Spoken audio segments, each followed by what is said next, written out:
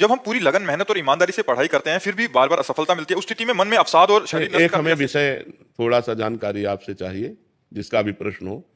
क्या परीक्षा हमारे चैप्टर से अलग होती है क्या? अपने चैप्टर को सही ढंग से स्वाध्याय ना करना है, ये हमारी गलती है।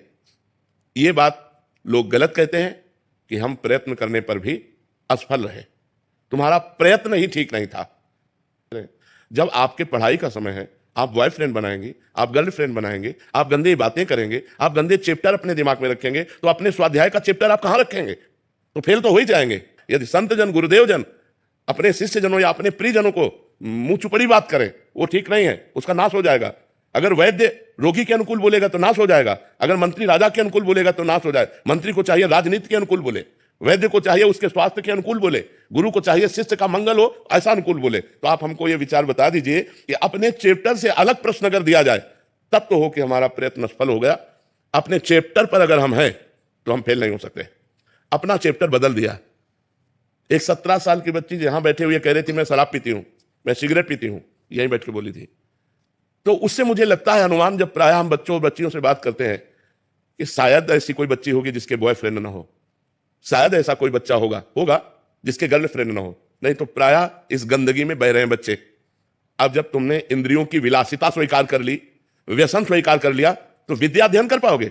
विद्या अध्ययन के लिए एक तपस्वी का जीवन व्यतीत करना पड़ता है, ब्रह्मचारी, पवित्र आहार, समय से उठना, समय से सोना। और आप फेल हो जाओ तो हमें बताओ।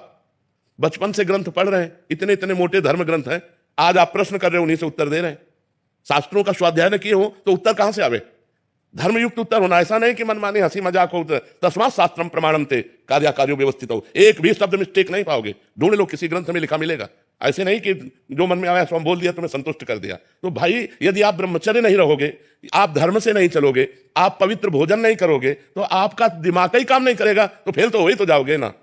एक जगह हम मानते हैं कि आपने बहुत ग्रेजुएट पढ़ाई की, आपने अच्छी पढ़ाई की, इसके बाद आपको नौकरी नहीं मिल रही, यह हम मान सकते तुम्हारा बुरा प्रारब्ध है, तुम्हारा बुरा भाग्य है जो तुम्हें आगे नहीं बढ़ने। लेकिन फेल होने में हम नहीं मान सकते। फेल होने में भाग्य नहीं, तुम्हारी असफलता है, तुम्हारा प्रमाद है, तुम्हारी गंदी बातें हैं, जो तुम मोबाइल में समय देते हो, जो तुम गंदी बातों में समय देते हो। अगर अपने चैप्टर पर समय दो तो आप कंठस्थ कर सकते हो। हम कह रहे हैं 4 बजे उठकर हर विद्यार्थी किसी भी ग्रंथ का पाठ करे, अगर उसे कंठस्थ ना हो जाए तो हमें बताओ। कितने बड़े बड़े ग्रंथ है तुम्हारे, इतने मोटे मोटे हमारे धर्म ग्रंथ हैं, इतने मोटे मोटे ग्रंथ हैं। तो आप अपनी असफलता का स्वयं कारण है, ना कि भाग्य, ना कि कोई देवता। आप हमें इस विषय पर बताइए, यदि कहीं भी आपको संशय लग रहा हो। ब्रह्मचर्यहीन जीवन स्मृति विहीन जीवन है, और ब्रह्मचर्य युक्त जीवन स्मृतिवान जीवन है। कम से कम 22 वर्ष तक तो ब्रह्मचर्य रहना चाहिए, चाहे बच्ची हो चाहे बच्चा। 22 वर्ष तक तो 10-5 बॉयफ्रेंड गर्लफ्रेंड हो जाती है। ये व्यभिचार प्रवृत्ति है, ये गंदी प्रवृत्ति है, ये पाप प्रवृत्ति है, और वो बढ़ती चली जा रही है।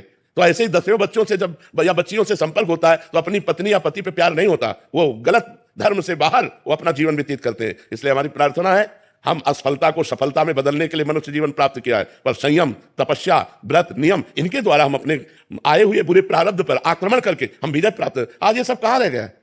बच्चियां शराब पीती हैं, सिगरेट पीती हैं, खुद बताया, हमको क्या पता चले। अब बोलो नए नए बच्चे बच्चियां एक क्लब जाना है, गंदी बातें करना। अब ये कैसे? पढ़ाई का समय है इस समय। 20-22 वर्ष तक आप ब्रह्मचर्य रहकर पढ़िए, और यदि आपको कोई परास्त कर दे तो हमें बताइए।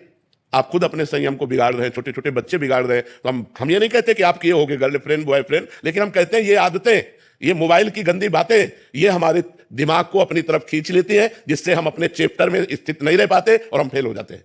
हमें जो कारण समझ में आ रहा है। अब अगर आपको और कोई कारण समझ में आ रहा हो तो आप बताइए।